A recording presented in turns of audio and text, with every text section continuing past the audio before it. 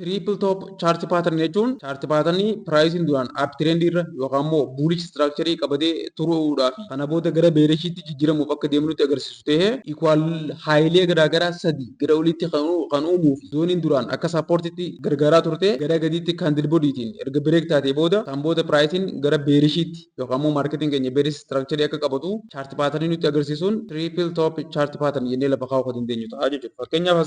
asitti pricing maal godhee swing kana garolii break ni godhee asitti kana break godhuudhaan up trend nutti agarsiisaa ture. San booda equal haayilee garaagaraa sadi nuu kenneeti erga equal haayilee garaagaraa sadi nuu kenneeti booda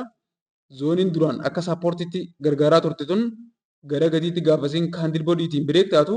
bakka kanarratti seelii seennee stop lossii Fibonacci yookaan immoo parsantaa 78 liigii kanarratti stop lossii keenya kaachuudhaan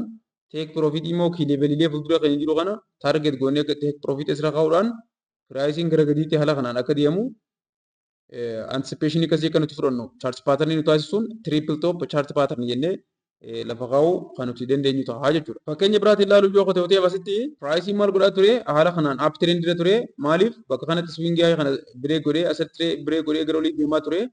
San booda equal haayilee garaagaraa sadi nuu kennee jechuudha bakka kanatti. Equal haayilee bakka sadi waan nuu kenneef zooniin duraan asirratti akka sappoortitti gargaaraa turte kun candle body kanaatiin gara gadiitti waan break taateef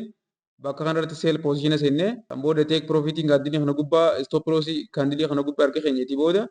take profit key level fuuldura kan jiru target godhuun asirratti fakkeenyaaf take profit kan nyaqaachuudhaan pricing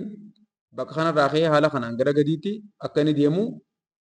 anticipation kan akka fudhannu kan taasisuun triple top jennee lafa kaa'uu dandeenya jechuudha.